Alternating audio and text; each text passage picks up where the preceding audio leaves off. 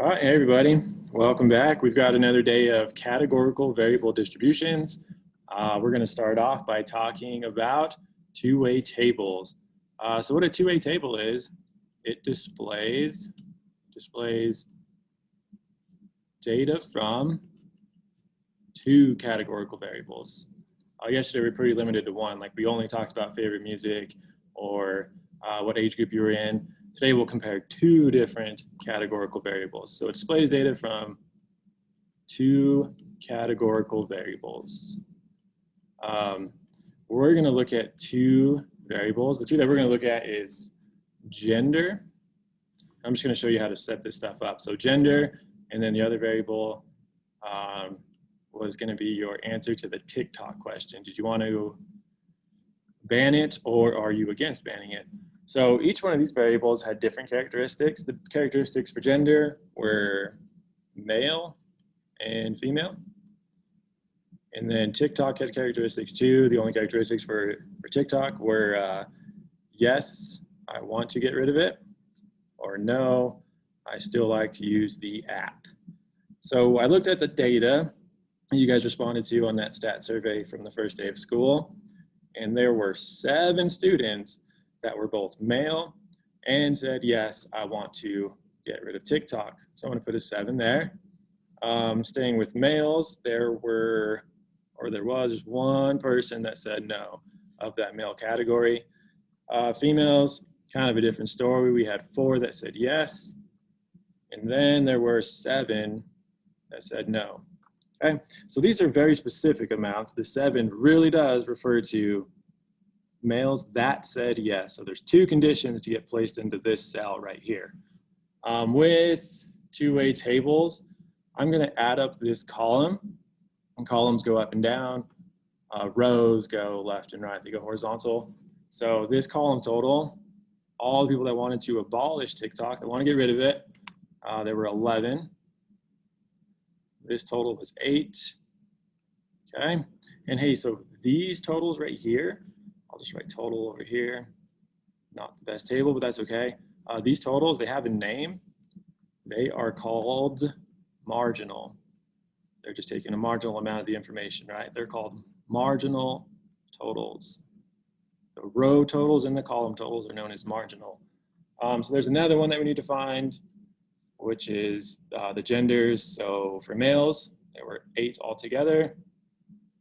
Females, there were 11. Okay, so anytime you see a two-way table in the bottom right corner, this thing right here, that's going to be the individual total. This is how many people were included in the survey or experiment. So we've got 19 there. I had 19 responses at the time that I made this video. So I guess I could show you kind of where this data came from again. It's probably a good thing. So let's go to the survey. Again, how I created this table was to get to the 7, that would have been someone that said, yes, right, I want to get rid of TikTok, and was a male. So like this first student right here said, no, I don't want to get rid of it, and was female. So they would have been a tally mark in this cell right here. A better way to kind of view this information is, instead of using just frequencies like I did right now, is to get the relative frequencies. So I would encourage you on your own to try to build a table that looks like this, where instead of having just a 7 there, it gives you a very clear idea of how many people were male and said, yes, I want to get rid of TikTok. So 37% of the students that had filled out the survey were male and said they wanted to get rid of TikTok. And these marginal totals down here give you some more information. We had 58% said, yes, I want to get rid of TikTok. So the majority of the students in this class want to get rid of TikTok. And then just always make sure that this bottom right corner, the actual total, adds up to 100% anytime you do a relative frequency two-way table. Okay, so the point I'm doing all this is it's very important to find associations in data. When I was working on my master's degree in statistics, I had to do it all the time. And even in my career at State Farm as an actuary, I'd get data and have to price policies, looking at associations. So hey, an association It's really just a relationship between variables. So I guess for the scenario today, we want to answer a question. If you were male or female, are you more or less likely to want to get rid of TikTok? Okay, so associations. I should probably write down here, associations. What's an association? A relationship between categories or characteristics. A relationship between categories. So hopefully we can answer that question today. If you are male, are you more or less likely to want to get rid of TikTok than someone that is female? Okay, so to answer this question, there's a couple other distributions that I wanted to talk about. The first one that I'll show you is a cluster bar graph. Has a pretty decent way of conveying this information. So again, the question that we're kind of trying to answer is, does your gender have an influence on you wanting to get rid of TikTok? So let me go back to that spreadsheet. I made a graph already that I can show you. Almost there. So here we go. Again, just using these frequencies down here, the relative ones, the percentages. Here's the cluster bar graph that I created. So it presents the information a lot easier to interpret, to read, and to kind of get a clear picture of what's going on.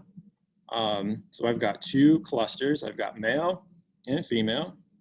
And then it's easy to determine who's more likely to abolish TikTok. I'm sure you can answer the question already. And these results kind of surprised me, to be honest. You can see that males were much more likely to respond yes to getting rid of it than females, who the majority said, no, I don't want to get rid of it. So pretty surprising results, I think. And that's it. That's a cluster bar graph. Each cluster is a characteristic, and then the different bars plot the other variable, right? I think I'm explaining that pretty clear.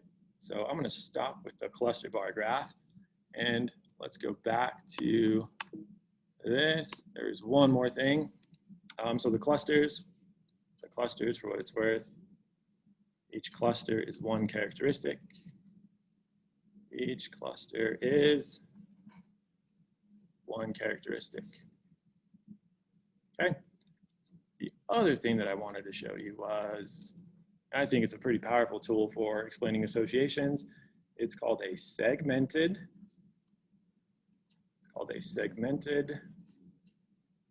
bar graph.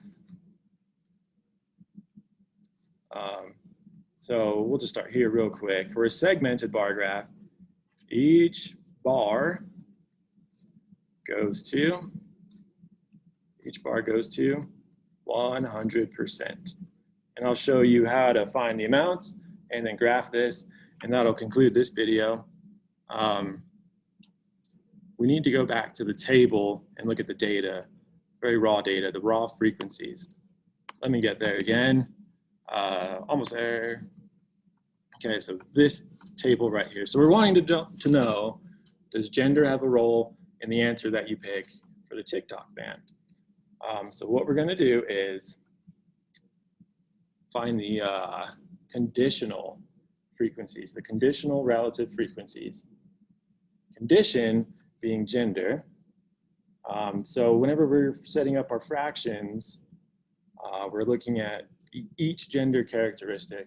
I think if I just show you, it'll probably click pretty well. So let me get this. So again, this marginal total, we had 8 males. And of these males, we need to figure out how many said yes and no in terms of a frequency. And it's going to add up to 100%. So we're looking at yes if the student was male. How many people said yes? How many people said yes, given that they were male? Our condition right now is that they were male. How many said yes, given that they were male? And that probability is right here. 7 said yes out of, again, that condition being male was 8. So this would be 7 over 8. Okay? And then the other possibility here would be they said no, given that they were male. And that happened 1 time out of 8. All right, hopefully I'm making decent amount of sense there. So I'm pretty sure that is like 87.5%. And then 1 out of 8 would be 12.5%. Okay. So we have another, that's one bar, right? The segments each add up to 100%. So we put these two things together, we're accounting for 100% of the males in our study. Maybe I'll do this one in a different color. So we'll do the females next. I'll do it down here. So again, of our condition being female, of our 11 females, how many said yes? How many said yes, given that they're female? How many said yes, given that they're female? So that happened 4 times out of 11. I need to do that on my calculator. So we'll do 4 divided by 11. 4 divided by 11 would be 36%.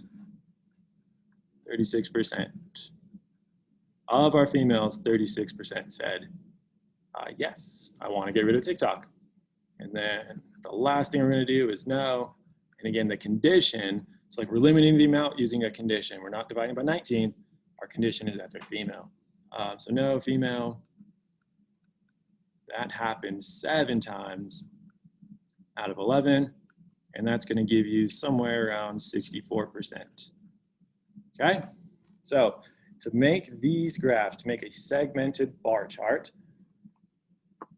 each bar represents one of our conditions. So our conditions were male, and our other condition was female. So one bar is going to be all the males, the other bar is going to be all the females. Okay?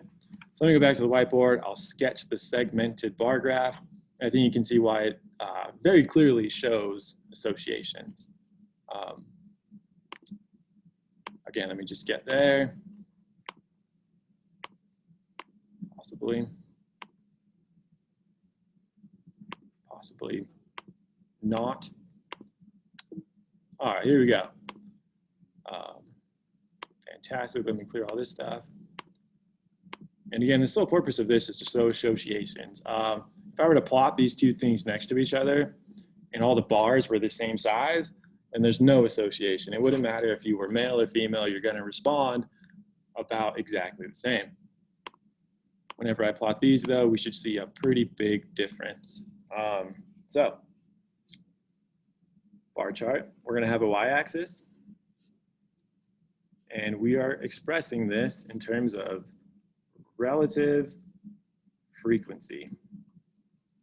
Relative frequency, again, is just kind of a fancy way of saying as a percent.